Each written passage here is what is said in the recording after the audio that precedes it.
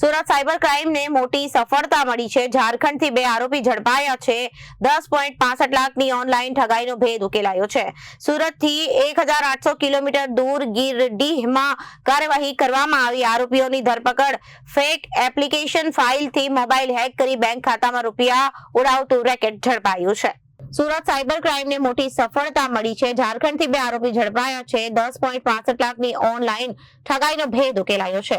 સુરતથી 1800 કિલોમીટર દૂર ગીરડીમાં કાર્યવાહી કરવામાં આવી। આરોપીઓની ધરપકડ ફેક એપ્લિકેશન ફાઇલથી મોબાઈલ હેક કરી બેંક ખાતામાંથી રૂપિયા ઉડાવતું રેકેટ ઝડપાયું છે।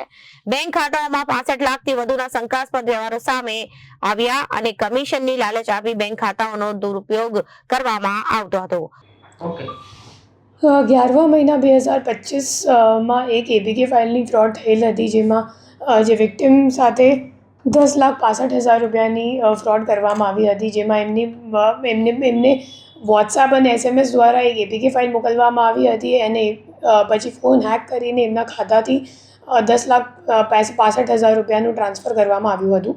તો આ ગુનાના કામે અમે લોકોએ જ્યારે ઓપરેશન મ્યુલ હન્ટ લોન્ચ કરી હતી 12મા મહિનામાં છેલ્લા વર્ષમાં, તો ત્યારે ઓપરેશન મ્યુલ હન્ટ દરમિયાન આ ગુનાનું ડિટેક્શન કરવામાં આવ્યું હતું, જેમાં રાજેશ્વર સ્વાઈન અને ઝિયાઉર રહેમાન કરીને 2 આરોપીઓની ધરપકડ કરવામાં આવેલ હતી અને એમની ઇન્ટેરોગેશન મુજબ આ કેસમાં જે મની મ્યુલ આરોપીઓ હતા, તો એમની ધરપકડ કરવા માટે પછી ટેકનિકલ વર્કઆઉટ ચાલુમાં હતી અને ટેકનિકલ વર્કઆઉટ કરવાથી ખબર પડી કે જે બંને આરોપીઓ છે એ લોકો છેક 1800 કિલોમીટર દૂર ગીરડી ઝારખંડમાં એમનું લોકેશન આવતું હતું। પછી આપણી ટીમ ત્યાં ગઈ અને લગભગ 4 દિવસ સુધી એ લોકોએ અલગ અલગ ભૂમિકા લઈ, અલગ અલગ રોલ લઈ અને હ્યુમન એન્ટ દ્વારા બંને આરોપીઓને શોધીને લોકલ પોલીસની મદદથી 2 પોલીસ સ્ટેશનના પોલીસની મદદથી એક ઓપરેશન કરીને બંને આરોપીઓને ધરપકડ કરી છે।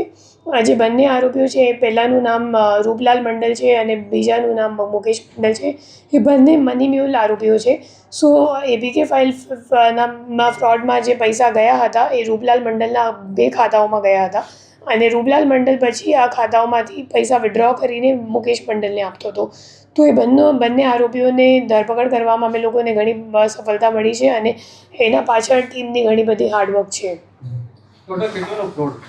ટોટલ 10,65,000નું આપણી પાસે ફ્રોડ હતું, પણ આપણે એમના ખાતાઓને જોવા જઈએ તો કુલ 75 લાખ રૂપિયાનું ટ્રાન્ઝેક્શન એમના ખાતામાં થયું છે।